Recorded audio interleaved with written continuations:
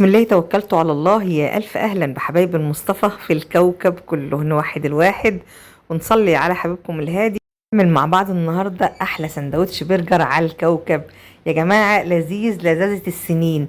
وكمان الصوص اللي معانا النهاردة حلو قوي قوي وجميل وبسيط جدا، وتقريبا مكوناته موجودة مع السندوتشات دايما، لكن احنا ما بنستخدمهاش الاستخدام الصحيح اللي هنستخدمه النهاردة. هنضيف النهاردة الصوص بتاعنا بطريقة حلوة قوي، وهنعمله بطريقة حلوة قوي نقدر نحتفظ بيه كمان في التلاجة لسندوتشات تانية كتير. يلا بينا اتفضلوا معايا نشوف تفاصيل فيديو البرجر مع بعض.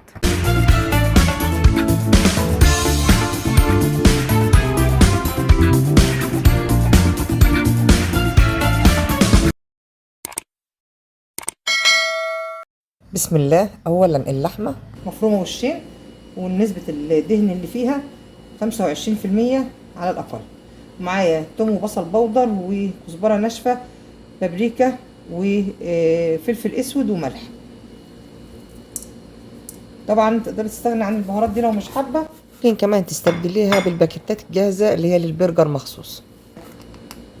معلقه بيكنج باودر جدا معايا عشان العجينه بتاعتي ما تكشش. معلقه كبيره، ادي 2 نشا، وعندي بياض 2 بيضه، مش هضيفهم مره واحده، هضيف بياض واحد الاول وبعد كده هعجن. البيض مع النشا هنا في المرحله دي للبرجر او للكفته، كفته الحاتي، الاتنين مهمين جدا جدا للتماسك بتاع اللحمه. حتى لو اللحمه بتاعتك خشنه اتاكدي انها هتكون متماسكه. انا عندي اللحمه دي فريش ومش مفرومه، اللي هي مخيطه بمعنى اللي هي فيها الكتله بتاعتها مفرومه قوي لدرجه انها فيها شعيرات رفيعه زي الخيط. لا، هي فيها نسبة خشونة شوية. ففي ناس كتيرة جدا بتحب اللحمة بالطريقة دي عشان تحس بطعامتها وان اللحمة فريش. فاللحمة بتاعتي كده، فانا مش محتاجة ان انا افرمها اكتر من كده. بمعلقتين النشا وبياض البيض هم يعملوا التماسك اللي انا عاوزاه. لكن لو ما عنديش دول هضطر ان انا افرمها كويس جدا جدا لغايه ما تديني الخيوط دي، عشان اكون واثقه انها لما احطها في الطاسه او على الجريلا ما تفكش مني على طول. سيبها ترتاح شويه. هاتي لي نايل نغطي بيه كده كده، وابدا اقسط العجينه بتاعتي كده عباره عن كور متساويه عشان تكون سهله التشكيل للبرجر. انا هعمل في العجينه ديت كورتين صغيرين على حسب رغبه اللي هياكلوا. مش بيحبوا البرجر تخين في السندوتش قوي، نفس اللي كانوا واكلين الحواوشي لحمته قليله. وهخلص الكميه كلها وابدا اشكل البرجر.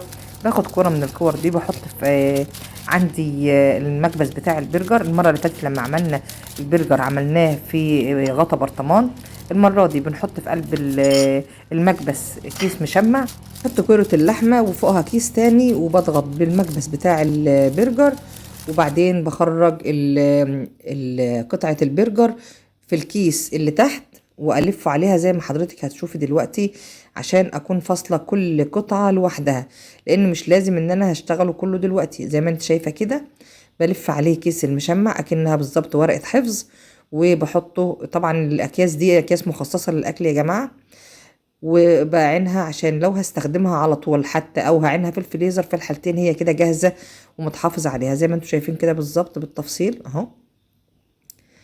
بحط كده، وطبعا بسوي الاطراف بتاعتي لو في حاجه من الاطراف خرجت ولا حاجه بسويها بالمشمع وانا بقفله على البرجر. خلاص الكميه اللي عندي كلها، وهعين اللي انا عاوزاه في الفريزر لغايه ما اجي اشتغل بيه. ولو حابه تشتغلي بيها على طول انت في امان بالبيضه ومعلقتين النشا اللي حطيناهم، عمرها ما هتفك منك في اي حال من الاحوال. دلوقتي عايزين نعمل بطاطس جمبري مع البرجر النهارده. البرجر اللي بطاطس الجمبري عملناها قبل كده بطريقه مختلفه عن النهارده، هتقدري ترجعي للفيديو واسيب لك ان شاء الله اللينك بتاعه. النهارده هنعملها بالعجينه مباشر على طول ونحمرها ونشوف النتيجه افضل ولا النتيجه الاولانيه. حطيت ميه مغليه على النار وحطيت فيها معلقه خل. الخل الابيض في الميه بتاعت سليق البطاطس دي او البطاطس اللي هتعمل بومفريت، في الحالتين بتحافظ على النشا بتاعت البطاطس جواها، بتحافظ على التماسك بتاع البطاطس جواها. بعدين الميه غلت حطيت لها طبعا معلقه ملح وحطيت لها معلقه خل، وهنزلها في الميه المغليه دي اكني بغسلها بس، بس اكني بغسلها بميه مغليه، مش هسيبها تقلب عليها ولا حاجه. زي ما حضراتكم شايفين كده، كاني بس بغسل البطاطس من النشا بتاعتها في الميه المغليه بدل الميه البارده. تقلبتين كده خلاص، وهاخدها اصفيها على طول. واول ما الميه غلت كده غلوه واحده بس، هطلع البطاطس على طول على ميه جاريه عشان اوقف سويها. لما نطلع الحاجه من الميه السخنه على طول وهننزل عليها ميه بارده، فبالتالي هتوقف السوي، هتفضل معانا على نفس درجه السوى اللي احنا خرجناها من الميه المغليه بيها. بص كده الحلوه جاهزه على التتبيله. هغمرها ميه بارده كده، هسيبها بس تبرد كويس واصفيها. دلوقتي هنبدأ نجهز خلطة الكفر بتاع البطاطس الجمبري. معايا أول حاجة كوباية دقيق اهيت، هضيف كمان كوباية 2 دقيق مشدرة اهيت، 1 2 3 كندي بودر،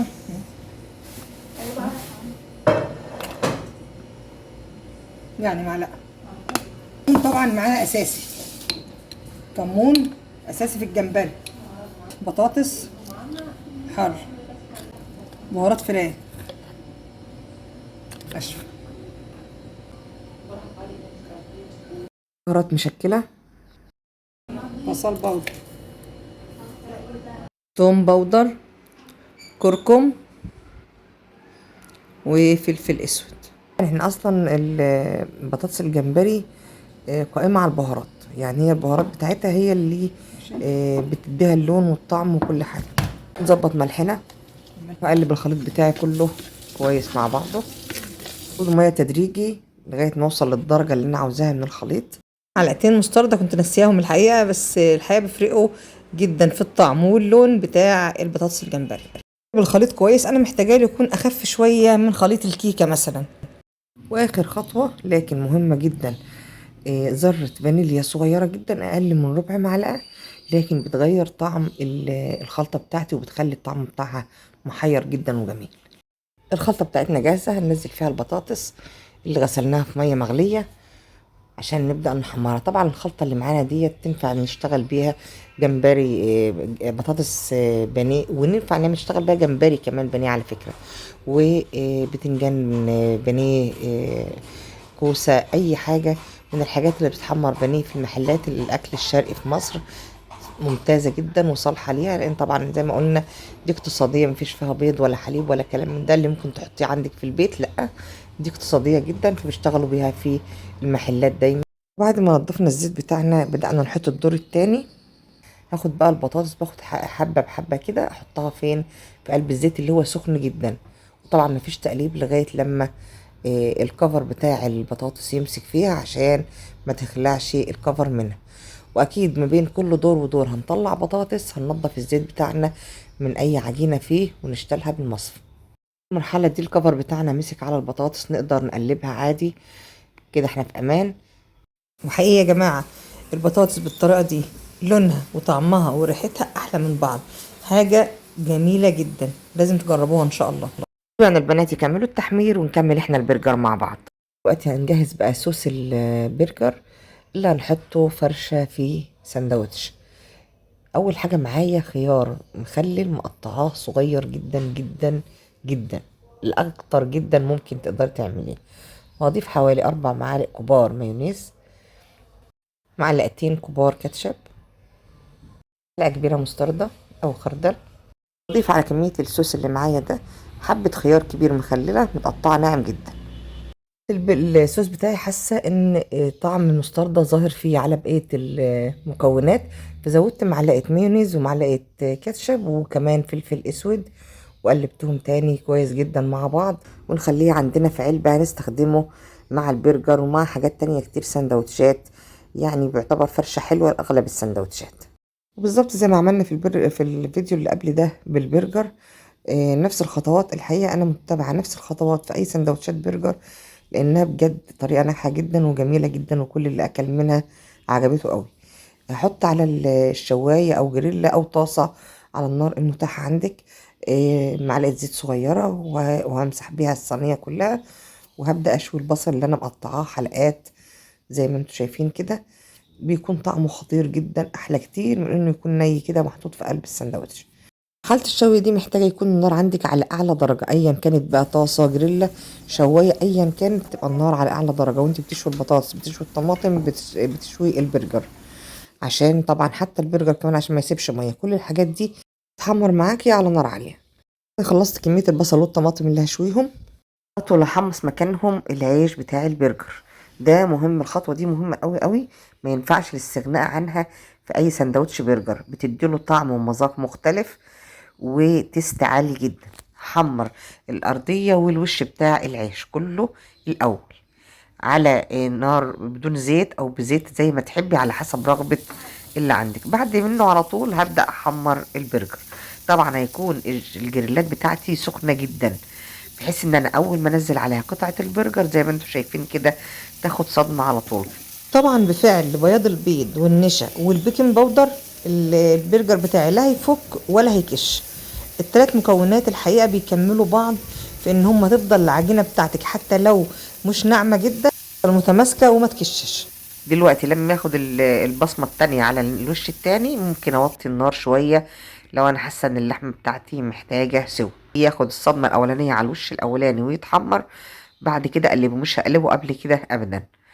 اذا حابه تزودي الكميه معاكي تقدري تضيفي حمص مسلوق، تقدري تضيفي بروتين على فرمه اللحمه وهي لسه بتتفرم من الاول. البروتين ده في شغلتنا اللي هو الفول الصويا المطحون، وفي ناس بتضيف بطاطس مهروسه وعيش فينو مهروس ولسان عصفور، حاجات كتيره جدا يعني الاضافات كتير. ان شاء الله هنعمل مع بعض فيديوهات اقتصاديه من دي. بعد كده عندي اجزاء من السندوتشات مطلوب عليها جبنه وصوص وخس وكل حاجه، وفي جزء تاني عاوزينه بس عيش وبرجر، اكتر من كده لا. فببدأ دلوقتي اجهز سندوتشاتي. حطيت على كل الارضيه الصوص بتاعي، وطبعا تقدري تحطي على الارضيه وعلى الوش على حسب رغبتك والكميه المتاحه عندك. كمان انا حطيت على البرجر قطع الجبنه وحطيتها على الشوايه عشان تسيح، عشان لما نحطها على طول على السندوتشات تكون سخنه وسايحه.